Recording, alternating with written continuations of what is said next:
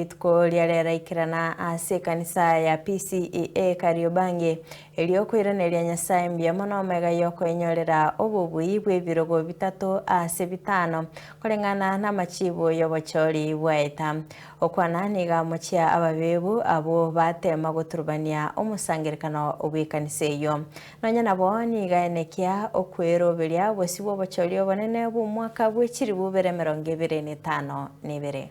Na msijali maneno ya mbere. DCP haikuwa na candidate mbere. DCP ilikuwa na candidate Kariobangi North tukashinda. Narok Town tukashinda. Kiza East tukashinda. Purko tukashindwa kidogo na Magarini. Chama ambaye ni ya mwezi 7 imechukua viti 3 out of 5. Nimeona maanalisti ya magazeti wakifanya mambo mingi. Hawaongei mambo ya ushindi ya Nairobi, hawaongei mambo ya Narok, hawaongei mambo ya Kisa, wanaongea mambo ya Mbere. Mbere mimi nilienda kusaidia DP na wakashinda, wakaibiwa na ni sawa. Lakini sisi we focus on our party, the DCP. Na hapa Nairobi tunataka sasa DCP ivume.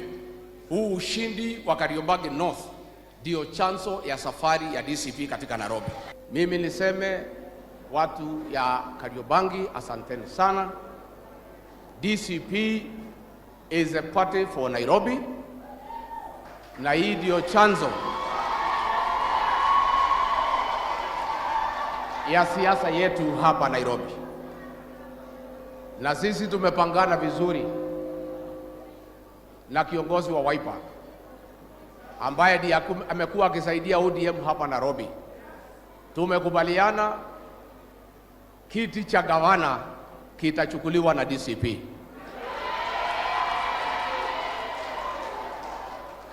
Kiti cha seneta kitachukuliwa na DCP.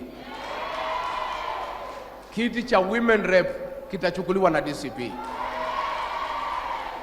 Tumekubaliana na Wiper kati ya viti 17 kati ya DCP na Wiper tutachukua viti 16.